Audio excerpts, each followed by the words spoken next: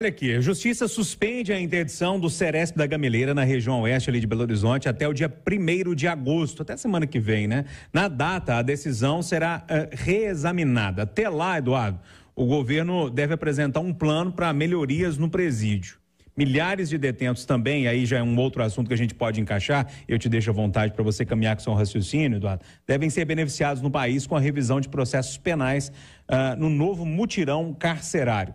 Primeiro, a tentativa de fechamento ali de interdição do Ceresp, a Justiça falou, opa, dá um prazo para o governo aqui apresentar alguma coisa para resolver a situação. E na esteira disso tem também essa revisão de processos em mutirão aí. Esses mutirões que chamam muita atenção e ganham espaço, e ganham divulgação e muita entrevista, eles seriam desnecessários se a Justiça trabalhasse um pouquinho só a mais.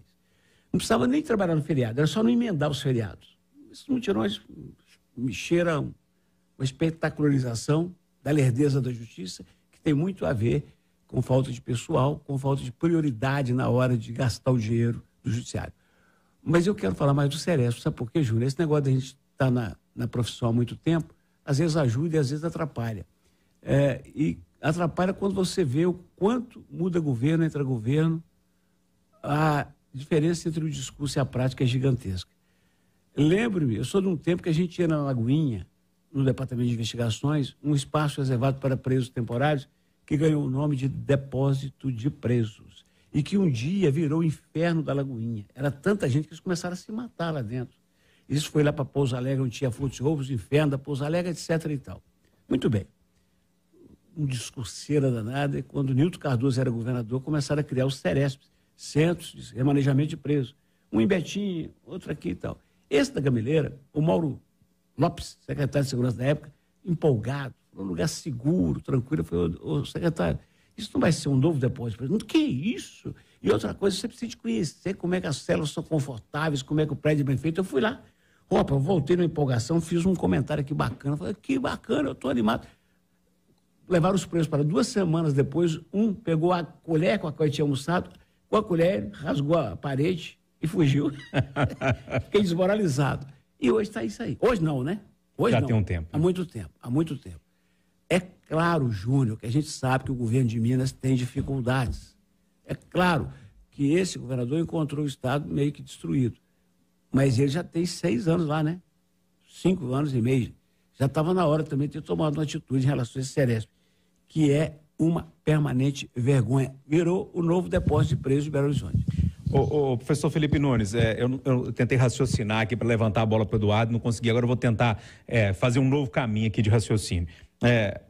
Quando o Eduardo fala da quantidade de presos, esse depósito de presos do Ceresp, essa revisão não seria um caminho para a gente começar a melhorar esse sistema carcerário aqui no país? Porque a revisão nada mais é do que dar uma olhada ali, você não precisa ficar aqui não, vai embora para casa, é isso. É claro, Júnior. Eu não vou falar do Ceresp, porque eu acho que o Eduardo já disse tudo que tinha a ser dito sobre isso. Eu quero falar do número que você acabou de nos mostrar. 100 mil, é isso mesmo? 100 mil processos, 100 mil pessoas poderiam ser beneficiadas. Quer dizer, o que você está dizendo é que há 100 mil pessoas presas indevidamente. Indevidamente, é isso? É isso. Então, e 2 milhões de contribuintes do INSS prejudicados pela lerdeza. Então, gente, assim, desculpa, mas não dá para falar sobre isso sem ficar completamente indignado com esse número. Por quê? Isso me lembra, conversa de redação também é cultura. Tem um documentário no Netflix que eu gosto muito, que chama A 13ª Emenda, que conta a história de como o sistema carcerário norte-americano explodiu por conta da maneira como eles lidaram nos Estados Unidos com a questão racial, pós-fim de escravidão.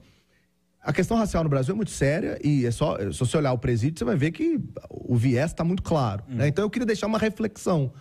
A justiça não pode ser boazinha para quem tem condição de ter advogado, conseguir habeas corpus, sair rapidinho, e ser essa morosidade para quem está preso. Se é injusto estar preso, não pode estar lá. Então, assim, desculpa, esse multirão precisa ser feito hoje, amanhã, depois da manhã, até terminar, porque 100 mil pessoas estão sendo injustiçadas pelas estimativas que você acabou de falar. Isso é um absurdo. Ô Rita Mundim, esse movimento em torno do Ceresp, que é uma briga antiga, tem juiz que dá canetada, manda fechar, manda interditar, e depois o governo pede liminar, libera, isso é um vai e volta que, eu tô vendo isso aqui há algum tempo. E esse mutirão de presos aí para tirar pessoas que não precisavam estar lá, essas pessoas desse sistema que é tão complicado. Pois é, Júnior, isso aí me assusta, né? Esse número me assusta. Quais os critérios que dizem que essas pessoas não precisariam de estar lá? Quais os critérios para a soltura dessas pessoas? Mas esse não é o problema. O problema é o mesmo quando a gente conversa aqui todo dia sobre transporte público. O problema é o mesmo quando a gente conversa aqui sobre saúde pública e educação. Então, são problemas estruturais em que, de repente, você passa uma maquiagem ou faz uma ação, mas não resolve a causa. Então, os problemas estruturais do Brasil, eles não são resolvidos, eles são empurrados com a barriga. Então, de repente, de vez em quando, enxerga-se um absurdo desse, porque se isso for...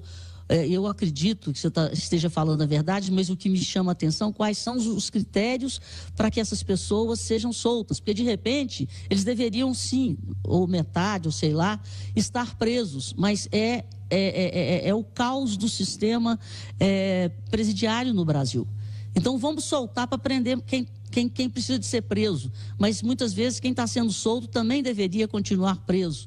Então, é um negócio muito delicado e que deveria ter mais transparência para que a sociedade, inclusive, cobre mais estrutura carcerária. É um absurdo o que acontece no país, é um absurdo, e a nossa segurança. Vamos supor que soltem aí esses 100 mil presos. Primeiro, você tem um problema de emprego. Segundo, será que essas pessoas foram reeducadas? Eu não acredito, por causa das condições atuais. E qual que vai ser a consequência lá na frente? Vai ser uma consequência de um caos na segurança pública. Mais assaltos, mais arrombamentos, mais gente com crack na rua. É um caos. A coisa tem que ser vista com uma outra luz, com uma lupa. Marcelo da Fonseca, a Rita problematizou a história aí, já pensando nos passos futuros. Como é que você vê essa história? Júnior, essa história é muito problemática mesmo e difícil achar uma solução, né? Parece que a gente fica enxugando gelo. Agora, vamos supor, né, que não tivesse essa decisão judicial e o Ceresp da Gameleira fosse interditado. Ali estão 700 presos, né? Um lugar que cabe 300, né? Então, mais de o dobro do que cabe. O que seriam feito com esses 700? Né, vários deles não poderiam ser soltos, né, já tem vários com condenações. Eles seriam transferidos para outra penitenciária, né, provavelmente talvez a Nelson Gri, alguma outra, que também desde o ano passado, né, a gente vem acompanhando, também tem caso de superlotação, né, também tem muitos problemas de estrutura. Então, a não ser que realmente tenha o interesse do Estado em resolver esse problema e criar condições, a gente vai ficar enxugando gelo nessa história. E aí não adianta, né, a gente achar que vai colocar, né, um preso numa cela pequena, dividindo cela com dezenas de outros presos, achar que essa pessoa vai voltar para a sociedade de forma melhor. Não vai. Muitas pessoas vão sair talvez até a maioria sai pior, porque não tem estrutura, não tem nenhum tipo de ressocialização a ser feito. Então é muito preocupante, é um tema que tem que ser debatido, né, em todas as esferas, porque não é só de Minas Gerais, não é só de Belo Horizonte, né? A gente acompanhou as prisões no Maranhão, né, entre 2016, 2017, 2018, ministra Carmen Lúcia, né, fez várias visitas em presídios do Maranhão, na Bahia também, vários casos. Então é uma discussão que tem que ser feita, né, a nível de governo federal com os governos estaduais. Realmente investir, tentar avaliar o que pode ser feito para melhorar, ou o que tem que ser feito de forma urgente, porque ficar enxugando esse gelo não dá mais, não. Júnior, eu joguei aqui no Google, 16 de junho de 2005. 2005. Mudei para Belo Horizonte em 2004. 16 de junho de 2005. Quase 20 anos. É uma discussão lá da Assembleia Legislativa, e quando eles falaram que o centro, que tem capacidade para 404 presos, em 2005, estava com 870. Dos quais 277 condenados. Quem está condenado tem que ir para o sistema penitenciário. Não tem que ficar lá. É uma esculhambação permanente. Há muito tempo, né? Pessoal, Minas